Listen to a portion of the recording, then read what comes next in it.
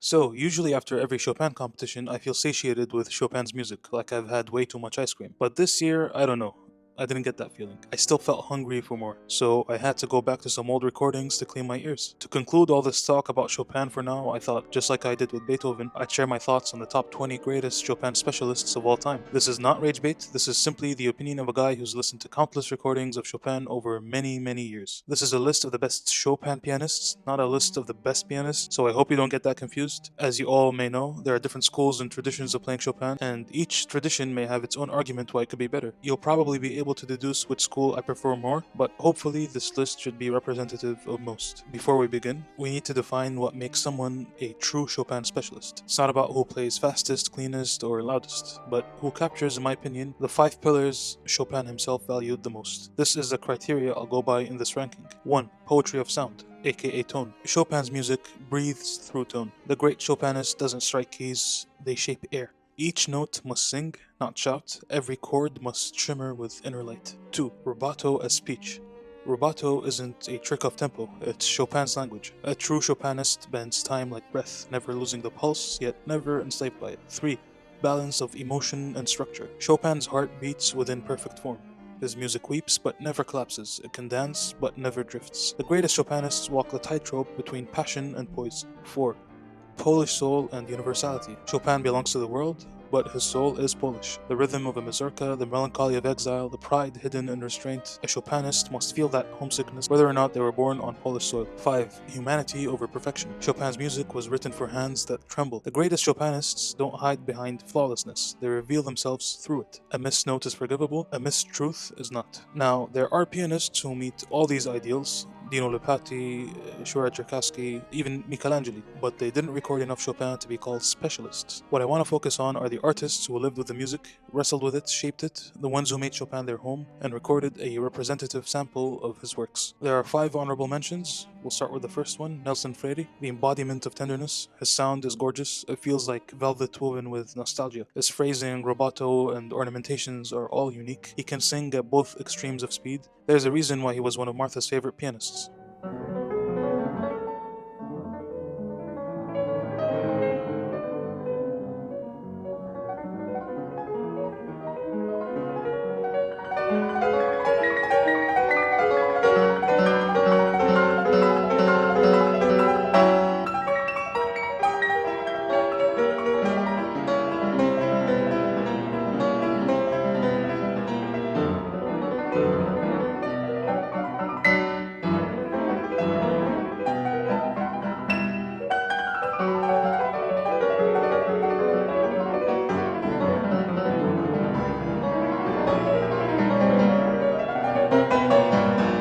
2. Mikhail Pletnev, not really known for his Chopin, yet he fulfills the criteria of a true Chopinist. Whenever I feel like I've heard everything a piece has to offer, I turn to Pletnev, who without fail will show a completely different dimension and way of playing it. Whether I like it or not doesn't matter, but he reminds us that there's so much more to be done with this music than we think.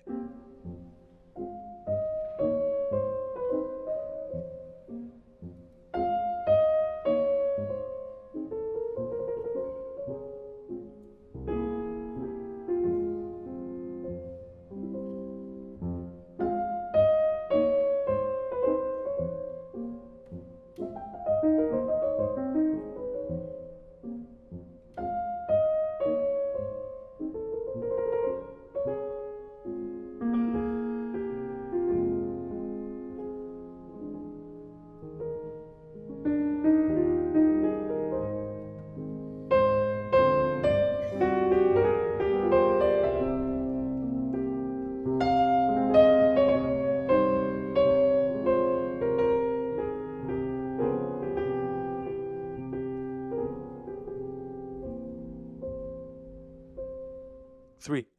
Christian Zimmermann. As some of you may know, I'm not the biggest fan of Zimmermann's Chopin, but it would be unfair or even delusional of me not to mention his name here. He's had one of the biggest and most defining impacts on Chopin, influencing generations to come, but for me, I can't place him in the top 20. Here's a 30-minute video explaining why.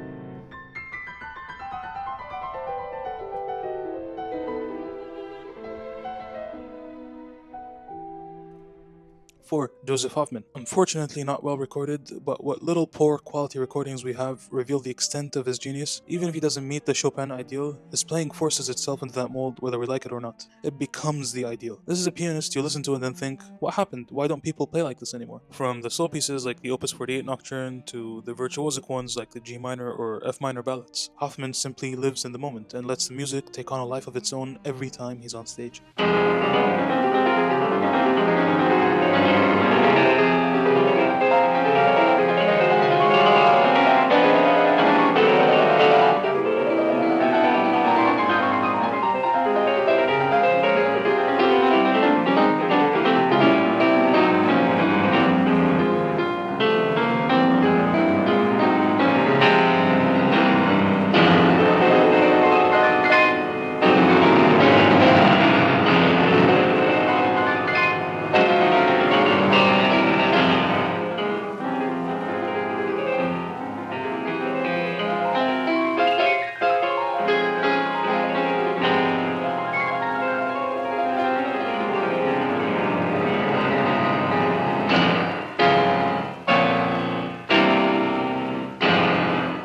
5. Vladimir Ashkenazy. Not really my go-to, but Ashkenazy is a reliable reference for beginners to Chopin. He's also given us the luxury of a complete box set of Chopin's works, one of the first pianists to ever do so. He's the second prize winner of the 1955 Chopin Competition and joint first prize winner of the 1962 Tchaikovsky Competition. Stylistically, he, along with pianists like Maurizio Pollini, ushered in the new age of modern pianism, where the focus is on hyper-technique, cerebralism, and clarity. From his recordings, I think his F-sharp minor Polonaise is one of the best renditions of that piece ever played. Brutal and unforgiving.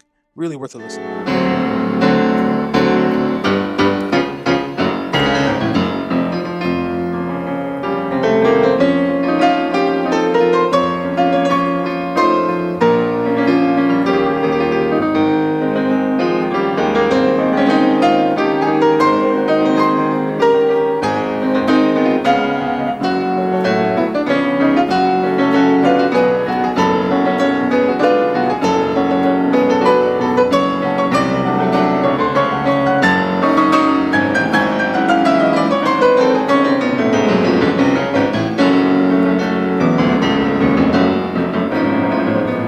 6. Joji Zifra, one of the greatest pianists to ever walk this earth, no doubt about that, and considered by many to be a great Chopinist. Personally, outside of the etudes, I'm not a fan of the Chopin whatsoever, but my god, the etudes are music, pure music. From the insane speed of Opus 10 number 1, which he casually whips out as a warm-up,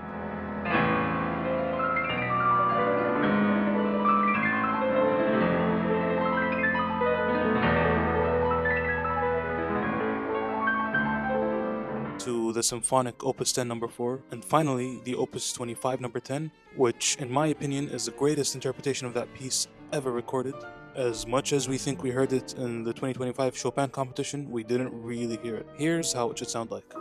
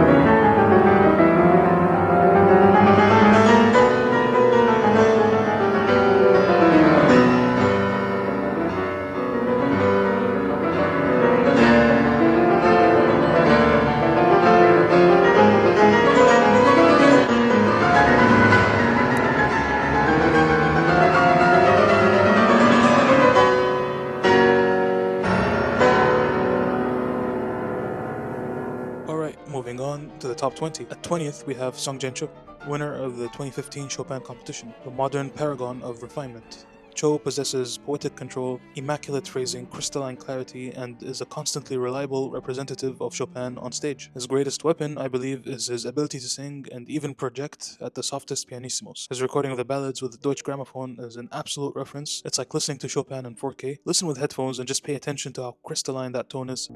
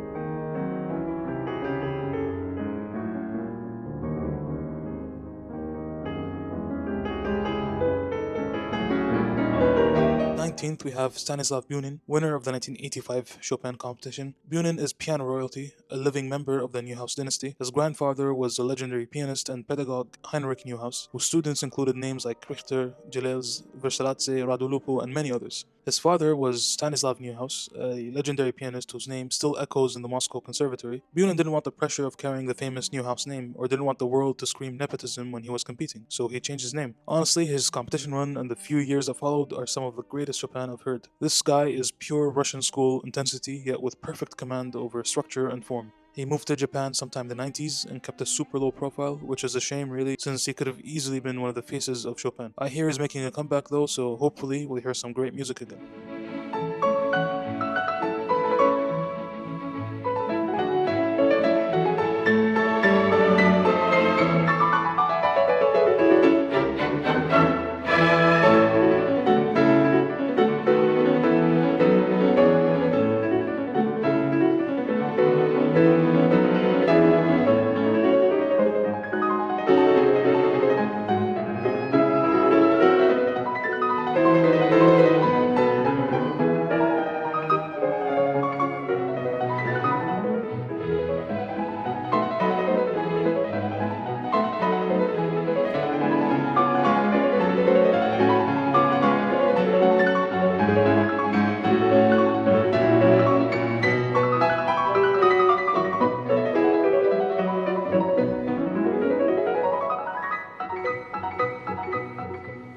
18, Sviatoslav Richter, not really a Chopin specialist, not really an anything specialist. But Richter is one of the few pianists in recorded history who can miraculously play everything at a specialist level, from Bach to Prokofiev. So yes, his Chopin is nothing less. What I love most about Richter, especially his Chopin, is that he delivers everything at face value. He plays like he's completely possessed by the music, in other words, with a complete lack of musical ego. Think of Richter as a craftsman going to work on a trade. His job is to read the score and perform what's written to the best of his ability, without injecting himself into it. Yet, ironically, what comes out is something magical and irreproducible by anyone else simply performing the score. Hard to define exactly what it is, but it's definitely special.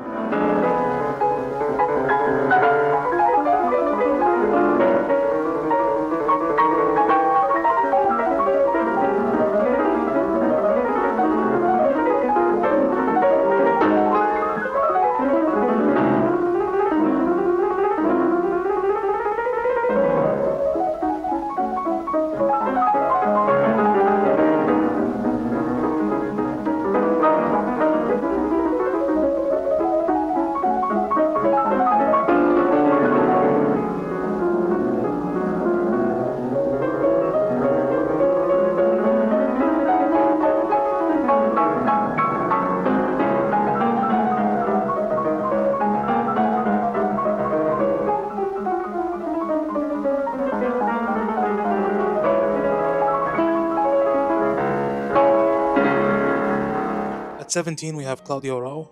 Out of everyone on this list, Arau, in my opinion, has the most majestic tone. I understand why some might question his presence here. He's a fully fledged Beethoven specialist, and he does play Chopin with a Beethovenian rhetoric, but there's something incredible about that old school tone. They must have done something to modify their pianos back then. His command over structure and form is tight. Don't expect over-the-top rubato here, though he does have some peculiar phrasings you won't find anywhere else. Besides his tone, what I really love about Arau is that he's the king of broken chords and arpeggios. No matter the speed, his passages flow like waterfalls. Arau can make even Prokofiev sound pretty, but that's the thing, Chopin shouldn't sound pretty all the time, so hearing Arau play Chopin is like having way too much dessert.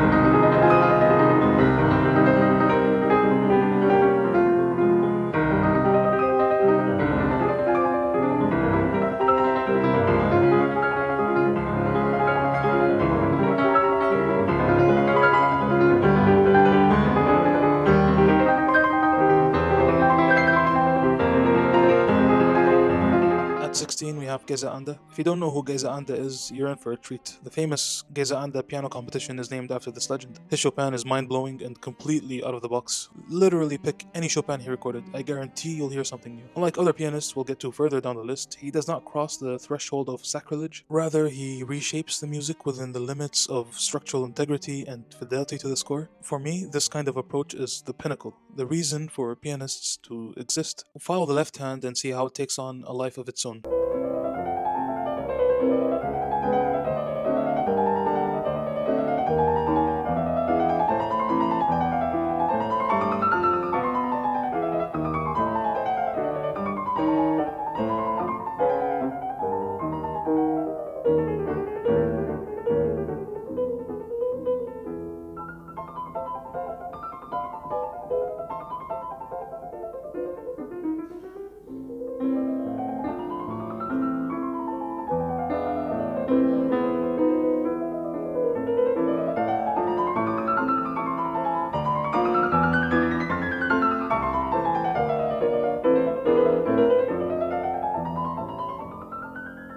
At 15, we have Yuliana Avdeva, winner of the 2010 Chopin Competition, an example of modern excellence. Don't expect extremes of rubato or something spectacular. This is a well-balanced Chopin, structure, tone, phrasing, dynamics, everything in perfect proportion. Her B-flat minor sonata from the 2010 edition is perhaps one of the greatest performances of that sonata in the history of the competition. Her F minor concerto played live is also among my favorites.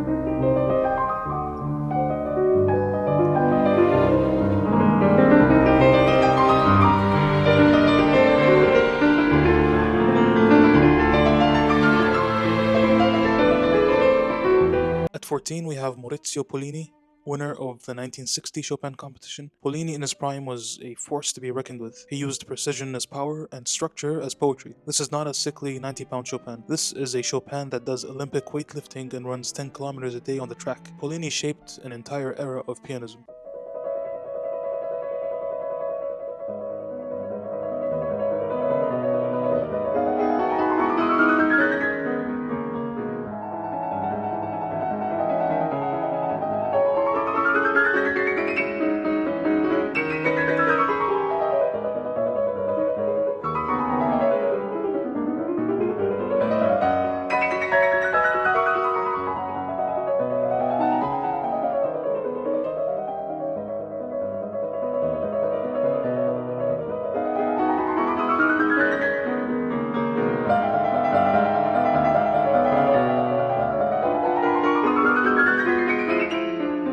At 13, we have Ivo Pogorelic, star of the most famous controversy in all of music competition history. Pogorelic, still this day, keeps polarizing his listeners. Now, we must discern between the early and the late. He's here because of his early style. There was more to his early style than extremes of tempo and terrifying precision. Rather, his style was a statement, a revolution against the status quo, the not-so-subtle art of not giving a with the way competitions and the music industry are streamlining pianists, his presence was necessary. However, the loss of his wife, who was also his teacher, affected him deeply, and something changed in his style. A lot of pianists tend to shift towards slower tempi and focus more on tone and beauty as they get older.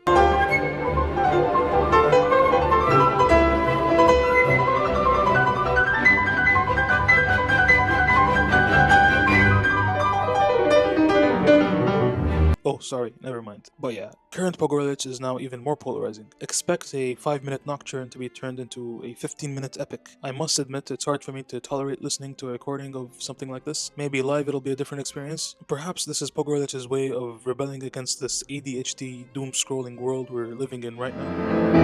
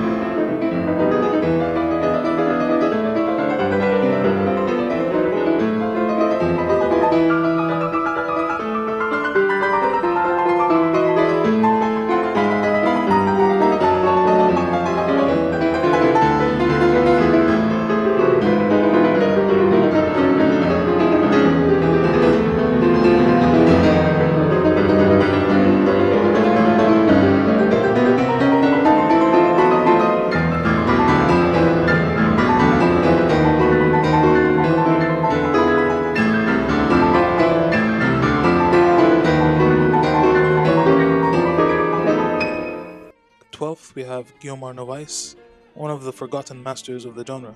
Novaes possesses that old-school velvety rich tone in a manner similar to Rubinstein or Arau, but operates on a much higher level of freedom. Expect generous rubato and musical concepts you didn't know existed. Do you think this kind of playing will get you through the Chopin competition?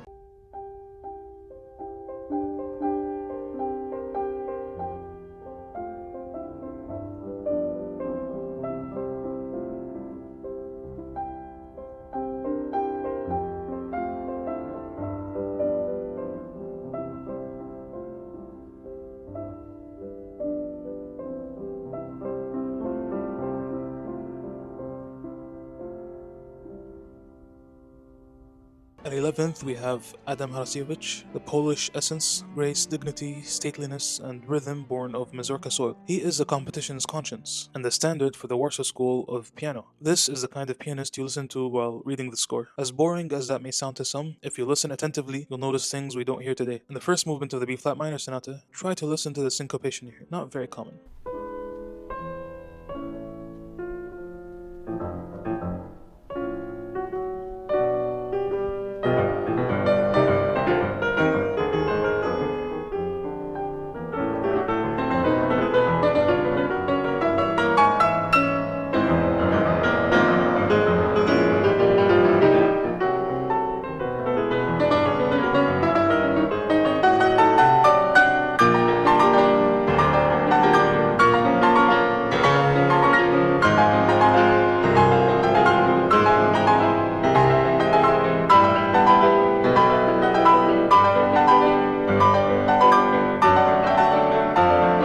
At 10th, we have Ts'ong. This is just a DEI entry. No, I'm just kidding. We have none of that here. You see how it's 2025 and people are still racist towards Asian musicians? You can't possibly imagine the levels of racism in 1955. Yet somehow, Ts'ong won third prize in the competition that year, the first Asian to do so, while also receiving the prize for Best Mazurka. Indeed, he was the Mazurka king, and for him to receive such high accolades in those times means he's simply undeniable. He was also the teacher of Yuliana Avdeva and a notorious, even controversial member of the Chopin jury. I have all of his recordings and I'm simply obsessed with the way he plays Chopin. Honestly, it's unlike anything I've ever heard before. It's like he's speaking Chopin in a foreign language. The structure and rhythm are all there, impeccable at that, but it's the way he shapes phrases that's really peculiar and quite original. I should probably do a separate video just showing different examples of this kind of thing, but for now, just listen to how he delivers the opening of the Funeral March.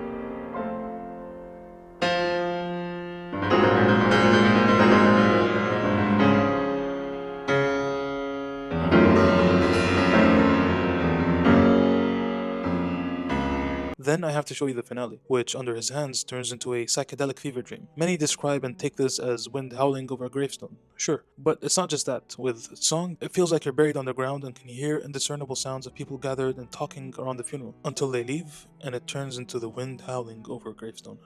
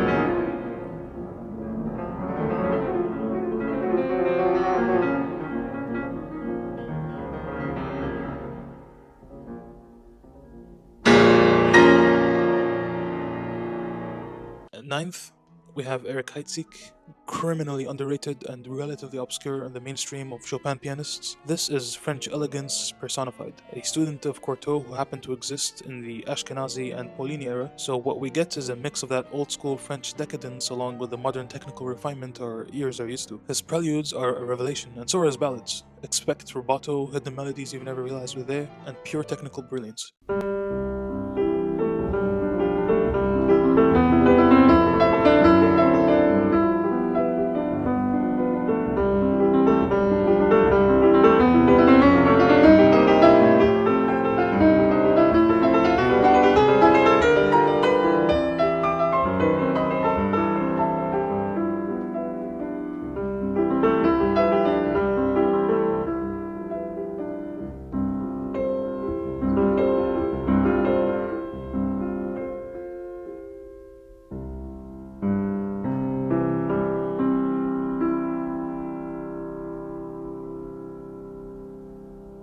Eighth place, we have Ivan Morovich. Okay, so for those of you who love Hrikuli style, the hurting, painful, nostalgic, and intense Chopin, Morovich is the ultimate source of that, the patron saint of hurt. And he doesn't show it in an overly emotive way. There's an elegance and restraint to it. It doesn't feel like he's playing for an audience. It's like he's alone at home and we're eavesdropping. The playing is absolutely clean, the technique and precision are as good as it gets, but most on this list and beyond have this. What's special about Morovich is the voicing. You hear everything and you hear everything connected, with vivid 4K clarity without sacrificing an inch of structural integrity. I'm at a loss on what excerpt to show here, whether the exquisite voicing in fast passages or the painful beauty in the slow ones. His nocturnes are world class, one of the greatest sets ever recorded, and his ballads make the last few editions of the Chopin competition look like amateur hour.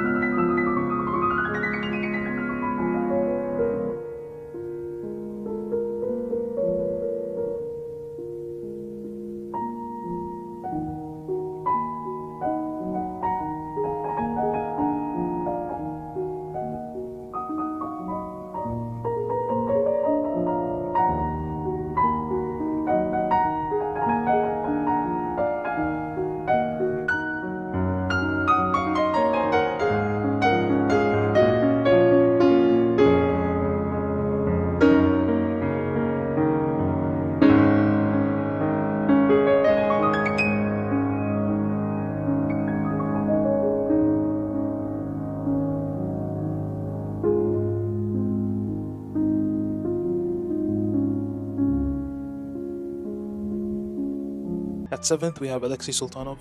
The greatest crime and injustice in the history of the competition was done in 1995, where Sultanov competed but was deemed unworthy of a first prize, receiving second with no first prize awarded. Sultanov was a meteor, a fire that burnt too bright and went out too soon. His playing was impulsive, dazzling, and disarmingly sincere, a master of inner voices. Unlike Pogorelic, he was not a rebel for the sake of being a rebel. The rebellious nature of his performances were a side effect of his musical conception. His playing did not fit the Chopinist criteria of the geriatric jury that year, who preferred a factory-produced commercial Chopin over someone who played with vulnerable sincerity. If you haven't heard him play, stop this video now and go listen. You will be in for a revelation.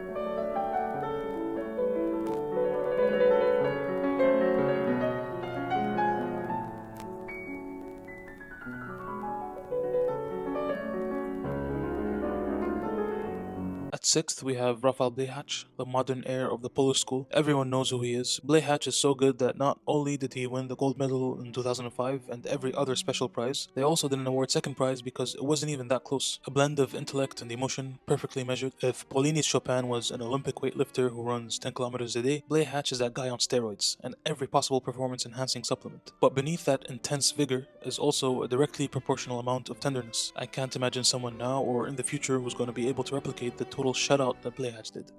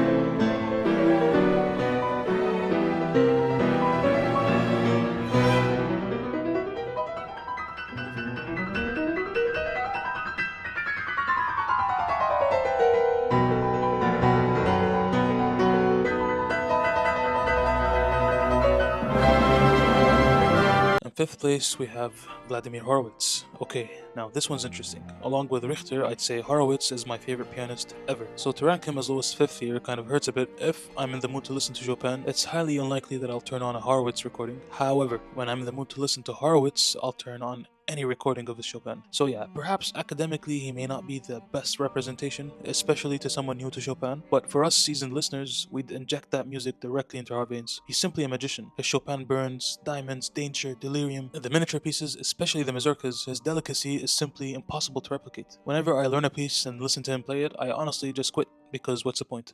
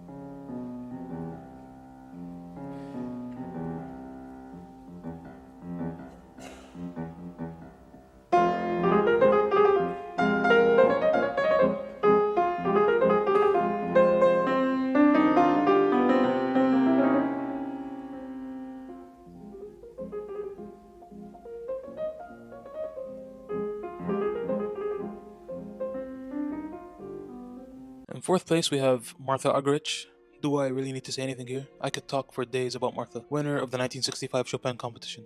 Fire and blood. Her Chopin breathes like a living organism, volatile and divine. Despite her turbo tempos, she plays naturally and with ease. The most nimble and agile fingers to ever touch a piano, probably. But what's impressive about Martha isn't the speed, it's how pianistically packed things are beneath the speed. From dynamic shadings to accents, mini rubatos to overarching lines, there are multiple layers to uncover. But our brains aren't equipped enough to process things at that speed. It's quite a shame that she spent the latter half of her career focusing on ensemble works and away from the solo stuff. I wish at least she'd record a set of nocturnes. Regardless, the Chopin she recorded will remain eternal, and no matter how fast pianists get these days, they'll never capture the microcosmic subtleties Martha has uncovered. Here's an excerpt from the third sonata, recorded when she was 83 years old, and according to Christian Zimmermann, the greatest interpretation of this sonata he had ever heard.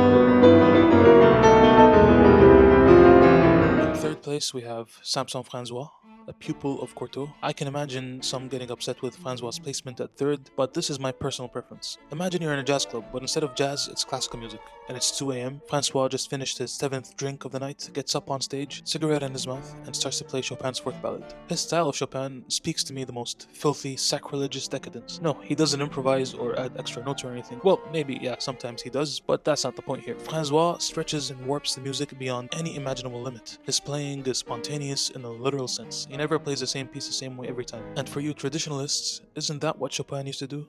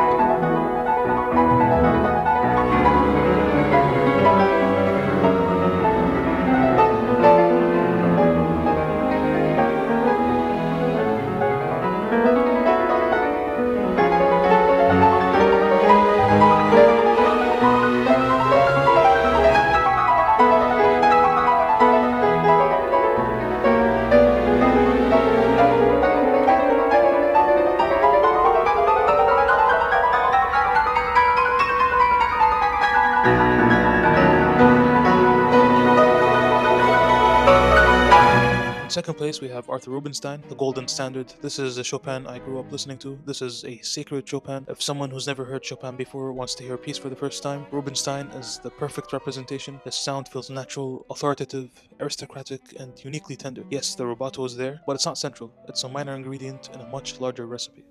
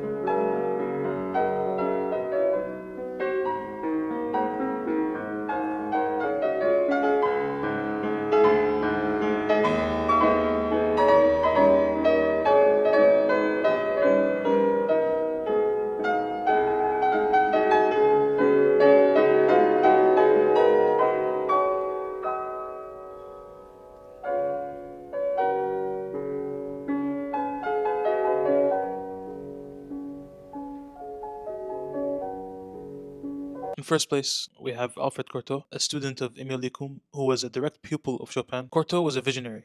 Through imperfections, he reached truth, and through rubato, revelation. Yeah, we don't have recordings of Chopin, but this is the closest thing we can get to feel what Chopin could have sounded like. We're lucky that we have recordings of Cortot, even if they were made at the latter end of his career when his technique was in decline. Yet, even with his declining technique, the genius and mastery over musical conception tower over everything else. Unlike Francois, whose rubato is more for the streets and jazz clubs, Cortot's rubato, while indulgent, still retains the elegance and nobility of the music and is always in service to it. His phrases are dialogues, back and forth conversations that can seamlessly flow into operatic arias. Unfortunately, this style of playing has gone extinct, and any young pianist who attempts to play like this will get scolded by their teachers in schools and can say goodbye to competitions and recording contracts.